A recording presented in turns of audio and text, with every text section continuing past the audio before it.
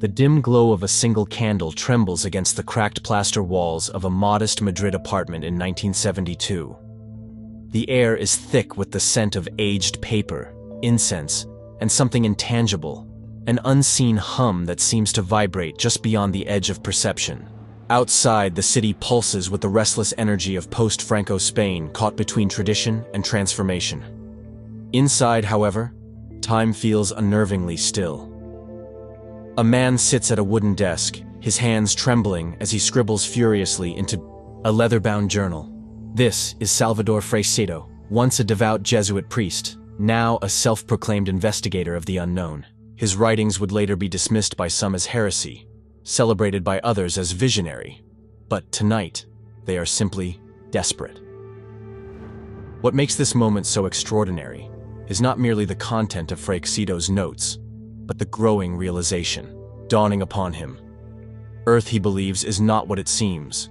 It is not a divine creation or a random accident of nature. It is a system, a meticulously engineered mechanism designed not to nurture life, but to harvest it. Each word he writes feels heavier than the last, as though the act of putting pen to paper is pulling threads from a tapestry too vast to comprehend. And yet, there is something more unsettling. A faint buzzing noise that seems to emanate not from the room, but from within his own mind. A sound that grows louder the longer he tries to ignore it. Among the scattered papers on his desk, one detail catches his eye, a smudge of ink at the corner of a page, shaped uncannily like an eye. He doesn't remember making it, yet its presence feels deliberate, almost mocking. Reports suggest that Freixedo had begun receiving messages from entities claiming to originate beyond human comprehension. These beings spoke not of salvation or enlightenment, but of humanity's true role in the cosmos. Livestock, mistaking the cage for the sky. As Freixedo leaned closer to examine the ink smudge, the candle flame flickered violently, casting jagged shadows across the walls. For a fleeting moment, he thought he saw movement in the periphery, a figure standing just beyond the light. When he turned to look, there was nothing there, only the lingering sensation of being watched. Then came the whisper, soft yet piercing, cutting through the silence like a blade. You cannot unsee what you have already seen. This story is not merely about one man's descent into the unexplained. It is an exploration of how our understanding of reality can fracture when confronted with evidence we cannot easily dismiss. As historian Dr. Elena Martinez observed, Freixedo's work forces us to consider whether the boundaries between science, spirituality, and the paranormal are as rigid as we assume, or if they might converge in ways we have yet to fully comprehend. The implications ripple outward. What happens when someone trained in the sacred traditions of the Church becomes a conduit for knowledge that challenges the very foundations of faith? And more importantly, what does this mean for our collective search for truth? Suddenly, the room grew colder, the candle sputtering as though struggling to stay alight. Freixedo froze, his breath catching in his throat. From somewhere deep within, the shadows, a voice, not his own, spoke again. This time, louder, clearer. The system knows you've started asking questions. Before he could react, the floor beneath him seemed to shift, tilting ever so slightly, as though the ground itself were alive and aware. At that moment, he realized the truth. Whatever force had been guiding these phenomena was no longer content to remain hidden.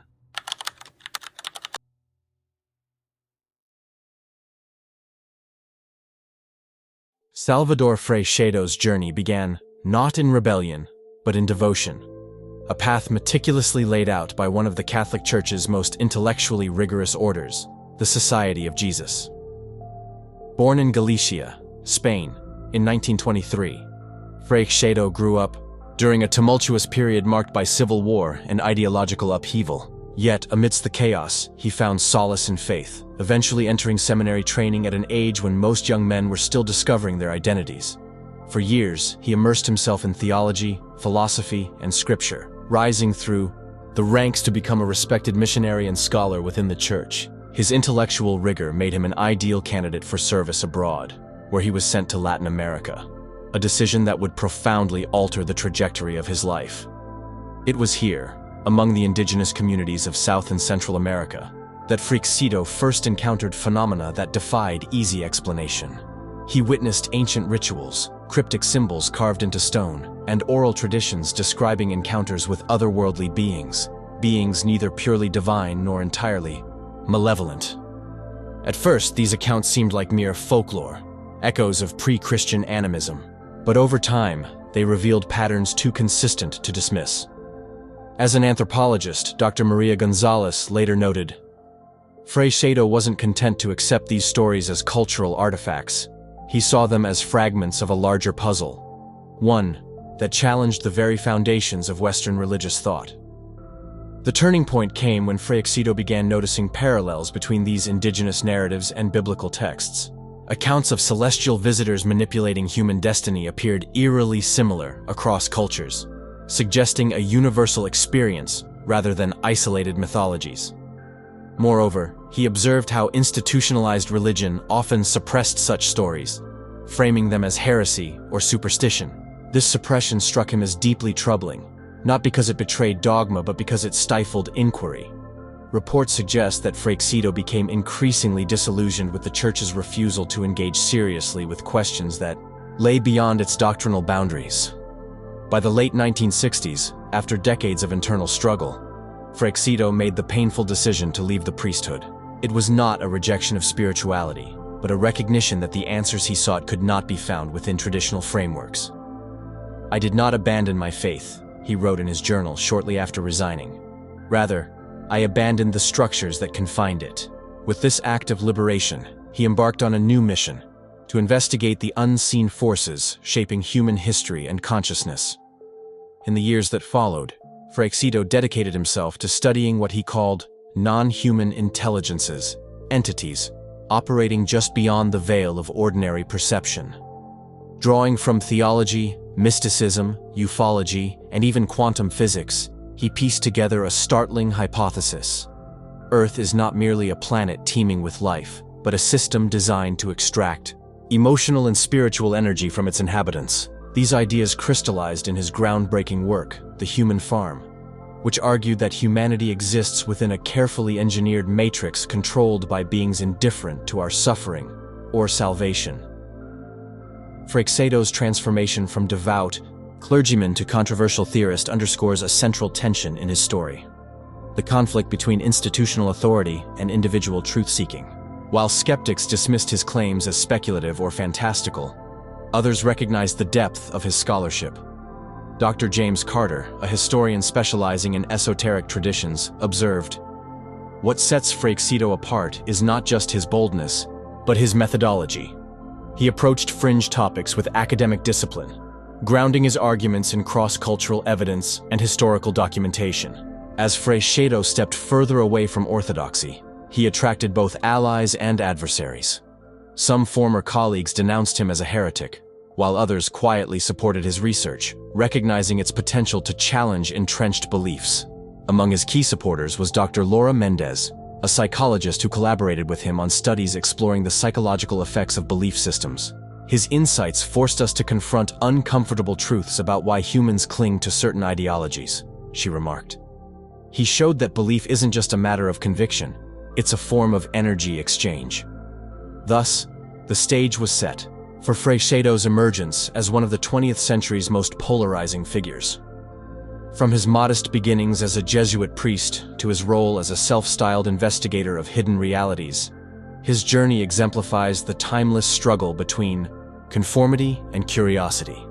And yet, despite his growing body of work, the greatest revelations and controversies were still to come.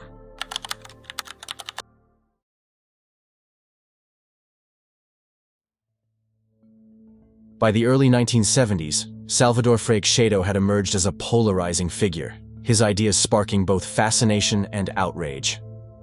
His groundbreaking book, The Human Farm, became a lightning rod for debate, drawing attention not only from fringe communities, but also from academics, theologians, and even government officials intrigued or alarmed by its implications. The escalating conflict surrounding his work stemmed not just from the radical nature of his claims, but from the growing body of evidence he presented to support them. One of the most significant turning points came during a series of public lectures in Madrid, where Freixedo shared accounts of encounters with non-human intelligences. Witnesses reported strange phenomena occurring during these events. Electronic devices malfunctioning, unexplained lights appearing in the sky, and an eerie sense of being watched by unseen observers. While skeptics dismissed these incidents as coincidences or psychological suggestions, others found them impossible to ignore. As journalist Carlos Mendoza wrote at the time, Freixedo's presentations weren't just speeches, they were experiences, ones that left attendees questioning everything they thought they knew about reality. The Catholic Church, unsurprisingly, took a dim view of Freixedo's work. Former colleagues denounced him as a heretic, accusing him of undermining centuries of doctrine with speculative theories. Yet, privately, some within the church expressed concern, not about the validity of his claims, but about their potential impact. A confidential memo later surfaced, written by a high-ranking Vatican official, which read, "If Freixedo is correct, then we must ask ourselves whether our own teachings have unwittingly served forces beyond human comprehension." This internal unease highlighted the broader stakes of Freixedo's revelations. If religions themselves were tools of manipulation, then no institution was immune to scrutiny. As word of his theories spread, Freixedo attracted both supporters and detractors. Among his most vocal advocates were individuals who claimed to have experienced similar phenomena firsthand. One such account came from Ana Rivera, a former nun who described visions of shadowy figures manipulating congregants during prayer sessions. "I saw them," she recalled. "Not with my eyes, but with something deeper. They fed on our devotion, our guilt, our fear. When I read Freixedo's books, it all made sense." Stories like Rivera's lent credence to Freixedo's hypothesis, suggesting that his ideas resonated beyond intellectual speculation. Yet, skepticism persisted. Critics argued that Freixedo's reliance on anecdotal evidence and cross-cultural parallels lacked scientific rigor. Dr. Roberto Silva, a physicist specializing in quantum mechanics, offered a measured critique. While Freixedo raises intriguing questions, his conclusions rest on assumptions that cannot be empirically tested. Until we develop methods to verify or falsify his claims, they remain speculative at best. Despite such reservations, even skeptics acknowledge the power of Freixedo's narrative, a testament to its ability to provoke thought and challenge entrenched paradigms. The tension reached a fever pitch when Freixedo began receiving threats. Anonymous letters warned him to cease his investigations, while several of his public appearances were disrupted by protesters. In one particularly harrowing incident, a fire broke out at the venue hosting one of his lectures, forcing attendees to evacuate. Authorities ruled the blaze accidental, but Freixedo suspected otherwise. "They don't want me to speak," he told a reporter afterward. "But silence won't protect anyone. If anything, it makes us easier prey." Amidst the chaos, Freixedo continued to refine his theories, drawing connections between ancient myths, modern ufology, and emerging research in consciousness studies. He pointed to cases of near-death experiences, NDEs, as further evidence of the system he described. Many NDE accounts featured radiant beings guiding souls toward a bright light, a phenomenon often interpreted as proof of an afterlife. But Freixedo offered a sobering alternative. What if those beings aren't benevolent? What if the light isn't salvation, but a trap designed to recycle souls back into the system? His interpretation unsettled many, forcing them to confront uncomfortable possibilities about life, death, and what lies beyond. As his reputation grew, so did the stakes. Governments began taking notice, particularly intelligence agencies interested in the intersection of paranormal phenomena and national security. Declassified documents revealed that U.S. officials had monitored Freixedo's activities, citing concerns that his ideas could destabilize societal structures. "The danger lies not in whether Freixedo is right or wrong," one report noted. "It lies in the fact that millions might believe him and act accordingly." Through it all, Freixedo remained undeterred. He viewed the mounting opposition not as a sign of failure, but as a confirmation of his theories. "If this system exists," he once remarked, "then resistance is inevitable. Those who benefit from ignorance will always fight to maintain it." But awareness is contagious, and once awakened, the soul cannot return to sleep. By the mid-1980s, Freixedo's influence had expanded far beyond Spain. Translations of his works appeared worldwide, sparking grassroots movements dedicated to exploring his ideas. Conferences, online forums, and underground networks formed, united by a shared goal: to uncover the truth about humanity's place in the cosmos. For every critic who dismissed him as a deluded eccentric, there was a believer convinced that he held the key to liberation. And yet, despite the growing movement, doubts lingered. Was Freixedo a visionary exposing hidden truths, or a brilliant storyteller weaving together fragments of myth and speculation? The answer remained elusive, but the questions he raised refused to fade.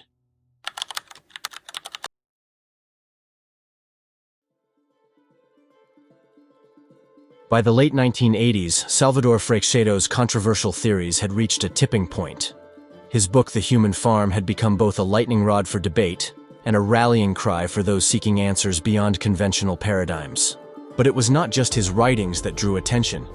It was the mounting body of evidence he presented, much of which defied easy explanation. Reports from witnesses, historical documents, and even government files began to surface, lending credenda to his claims in ways that neither skeptics nor supporters could ignore. One of the most dramatic incidents occurred during a lecture tour in South America. In Buenos Aires, hundreds gathered to hear Freixedo speak about non-human intelligence and the system of energetic extraction he described as the human farm. Midway through his presentation, the room was plunged into darkness as all electronic devices, lights, microphones, cameras, ceased functioning simultaneously. Witnesses reported seeing strange lights hovering outside the venue, while others claimed to feel an intense pressure in the air, as though an unseen presence was watching. When power was restored moments later, Freixedo stood frozen at the podium, visibly shaken. "They're here," he whispered before continuing his talk. The incident was captured on grainy video footage that circulated widely, fueling speculation about the forces Freixedo claimed were orchestrating humanity's existence. But perhaps the most compelling evidence came not from supernatural occurrences, but from patterns embedded within human history itself. Freixedo meticulously documented parallels between ancient myths, religious texts, and modern UFO encounters, arguing that these narratives were not disparate phenomena but fragments of a single, cohesive story. He pointed to Sumerian tablets depicting gods descending from the heavens, Hindu scriptures describing vimanas, flying chariots, and biblical accounts of divine visitations, all of which shared striking similarities with contemporary reports of alien abductions. To Freixedo, these stories were not proof of benevolent intervention, but evidence of a long-standing relationship between humans and their harvesters. As historian Dr. Elena Martinez noted, Freixedo's genius lay in his ability to connect dots others refused to see. Whether or not you agree with his conclusions, the patterns he identified are impossible to dismiss. Despite the growing body of evidence, institutional resistance remained fierce.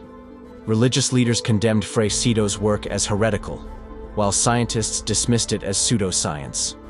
Yet behind closed doors, some officials took his warnings seriously.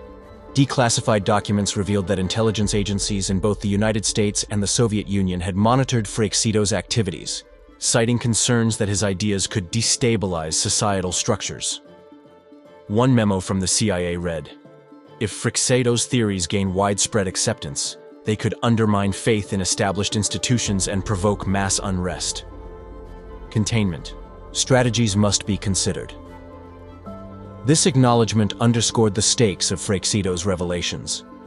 If religions and governments were tools of manipulation, then exposing the truth carried profound risks. As public interest in his work grew, so did the personal toll on Freixedo. He faced harassment, death threats, and attempts to discredit him. Critics accused him of fabricating evidence, while others suggested he suffered from delusions. Yet, despite the backlash, Freixedo remained steadfast. "I didn't choose this path," he once remarked. "It chose me. And if I am wrong, then nothing changes. But if I am right, then silence is complicity." The climax of Freixedo's journey came in 1992 when he published his final book, Defense Against the Gods. In it, he laid out practical steps for individuals seeking liberation from what he called the invisible prison. Drawing on decades of research, he argued that true freedom required radical self-awareness, a conscious rejection of externally imposed narratives, and an unwavering commitment to inner sovereignty.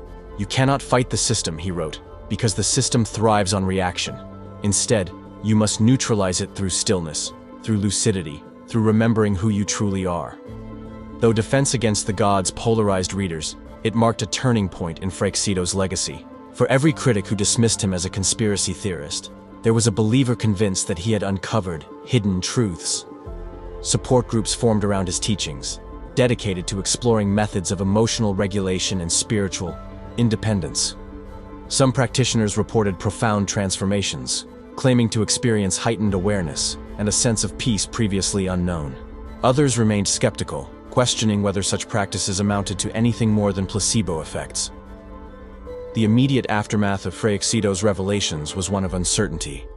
While his ideas failed to achieve mainstream acceptance, they sparked a quiet revolution among those disillusioned with traditional systems of belief. Conferences, online forums, and underground networks emerged, united by a shared goal: to uncover the truth about humanity's place in the cosmos. For many, Freixedo became a symbol of intellectual courage, a man willing to challenge the status quo in pursuit of deeper understanding. And yet, questions lingered.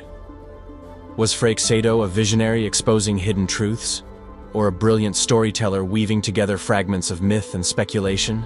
The answer remained elusive, but the questions he raised refused to fade. As journalist Carlos Mendoza observed, "Whether you believe him or not, Freixedo forced us to confront uncomfortable possibilities about life, death, and what lies beyond.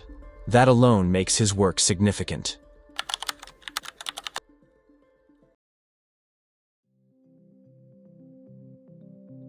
Salvador Freixedo's legacy is as complex as the ideas he championed. Though he passed away in 2019 at the age of 96, his work continues to resonate with those who dare to question the nature of reality. What began as a quiet rebellion against institutionalized belief systems evolved into a global movement, one that challenges not just religious orthodoxy but the very foundations of how we understand existence. His books, particularly The Human Farm and Defense Against the Gods, remain touchstones for researchers, philosophers, and seekers alike, offering a framework for understanding humanity's role in what he described as an engineered system of energetic extraction. One of the most striking aspects of Freixedo's legacy is its intersection with contemporary fields of study. In recent years, advancements in quantum physics, consciousness studies, and even artificial intelligence have begun to echo some of his core ideas. For instance, physicists exploring the nature of reality have posited that human perception may be far more limited than previously assumed, a notion Freixedo argued decades earlier. Similarly, researchers studying emotional resonance and collective consciousness have uncovered evidence suggesting that emotions are not merely subjective experiences, but measurable forms of energy. While these findings do not definitively prove Freixedo's theories, they lend credenda to his assertion that much of what we consider real exists within a carefully constructed matrix. Freixedo's warnings about manipulation through belief systems also find echoes in modern critiques of media, technology, and governance. The rise of digital surveillance, social engineering, and algorithmic control has led many to question whether humanity is being harvested, not just spiritually, but psychologically and economically. As journalist Laura Mendez observed, Freixedo saw the farm as a spiritual construct, but today we see its parallels in the digital age. Both systems rely on invisibility, distraction, and complicity. Both thrive on our willingness to believe without questioning. Philosophically, Freixedo's work forces us to confront uncomfortable truths about free will, autonomy, and the nature of the self. If, as he suggested, much of what we consider sacred, religion, love, suffering, is part of a larger mechanism designed to extract energy, then where does true freedom lie? For Freixedo, the answer was simple, yet profound: awareness. He believed that liberation begins not with external action, but with internal clarity. the ability to see beyond the narratives imposed by society and recognize the deeper forces at play. This emphasis on lucidity over dogma aligns with emerging trends in mindfulness and self-awareness practices, which emphasize detachment from external validation and focus on inner sovereignty. Yet, despite its intellectual appeal, Freixedo's vision remains deeply unsettling. Accepting his hypothesis requires confronting the possibility that much of what gives life meaning, faith, relationships, even joy, may serve purposes beyond our comprehension. It challenges us to redefine spirituality not as submission to higher powers, but as resistance to unseen forces. As historian Dr. James Carter noted, Freixedo didn't offer comfort, he offered clarity. And while clarity can be liberating, it can also be terrifying, because it demands responsibility. Once you see the cage, you can no longer pretend it doesn't exist. Perhaps the most enduring aspect of Freixedo's legacy is its invitation to continue questioning. Whether or not one accepts his theories, his work underscores the importance of skepticism, not as rejection, but as inquiry. By challenging entrenched beliefs and encouraging independent thought, Freixedo paved the way for future generations to explore the hidden architecture of reality. His final admonition, that true freedom requires brutal honesty, remains as relevant today as it was when he first penned it. In reflecting on Freixedo's contributions, we are left with more questions than answers. Was he a visionary exposing hidden truths, a brilliant mythmaker weaving together fragments of ancient wisdom, or something else entirely? The answer may never be clear, but what is undeniable is the impact of his ideas. They have sparked debates, inspired movements, and forced countless individuals to reconsider their assumptions about life, death, and everything in between. We stand on the precipice of new discoveries about consciousness, technology, and the cosmos. We would do well to remember Freixedo's words: "Awareness is the only weapon against the unseen." In a world increasingly shaped by forces beyond our control, his call to wakefulness feels less like a warning and more like a lifeline. For if there is any truth to his theories, then the greatest act of rebellion is not defiance, but remembrance, the courage to reclaim what was lost and awaken to what lies beyond the veil. Though Salvador Freixedo is gone, his whispers echo through the silent corners of our modern world. Was he a visionary, tearing away the veil of illusion, or a brilliant yet disturbed cartographer of the unseen, mapping the terrifying landscapes of belief and fear? The answer perhaps may never be clear, for the truth he sought lies beyond the tidy confines of our logic. Yet his legacy demands our attention. It forces us to confront an uncomfortable possibility: that the very fabric of our reality, the deepest comforts of faith, the very cycle of life and death, could be part of a vast, meticulously engineered system. A system designed not for our salvation, but for our consumption. And if even a fraction of Freixedo's chilling vision holds true, then the greatest freedom lies not in finding a new god or a promised paradise, but in a brutal, lonely honesty. It lies in the courage to look beyond the light, to question every comfort, and to reclaim the sovereignty of your own awareness. For in a world where the cage is mistaken for the sky, the true act of rebellion is simply to remember who you truly are.